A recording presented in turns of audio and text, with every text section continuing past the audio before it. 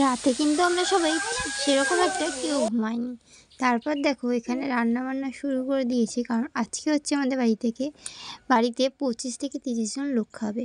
মানে পিসিরা, তারপর আমরা কয়েকজন, তারপর সবাই পিসমশাই ওরা, দাদা বৌদিরা সবাই আছে। আর বাবুসোনার বউ, তার জেঠিমা সকলে।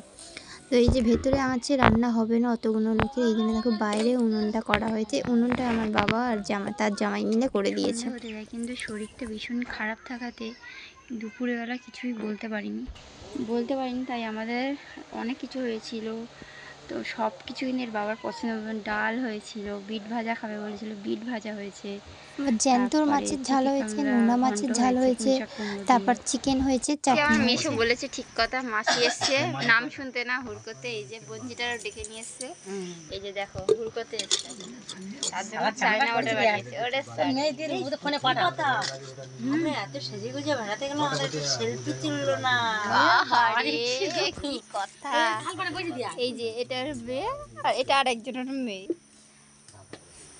সত্যি মাসি হুড়কোতেই এসছে, নাম তো শোনার নাম নেই, ঘুমিয়ে ঢোল। ঠিক আছে, রাস ফাস কিছু শোনেনি।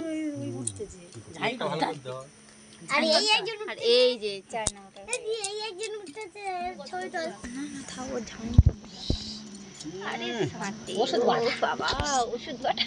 এটা ছিল রাতেকার ভিডিও। তারপরের দিন সকালবেলা, মানে সোমবার দিন আমরা এখন বাড়ি চলে আসবো। সোমবার দিন মানে সকালে আসলে তো ট্রেনে ভিড়, ওই জন্য বেরোবো।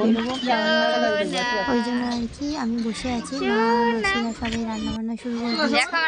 ওই যে আমার পিসিরা এসে সবাই গল্প করছে। এটা দিদা বসে গল্প করছে, ওটা আমার ছোট মাসি হচ্ছে কি মাছ কাটছে আর কি। আর এটা হচ্ছে রূপাদিরও মাসি, আমারও মাসি। আমরা ভাড়া করে নিয়েছি যাতে মাসি রান্না করে আমরা রায়েস করি। তারপর আমরা এখানে দুপুরবেলা খাওয়া দাওয়া করে সেই 3:30টার সময় বেরিয়ে পড়েছি বাড়ি থেকে। আর অনেক গাড়ির সমস্যা ছিল, লেট হয়েছিল, ট্রেনের লেট।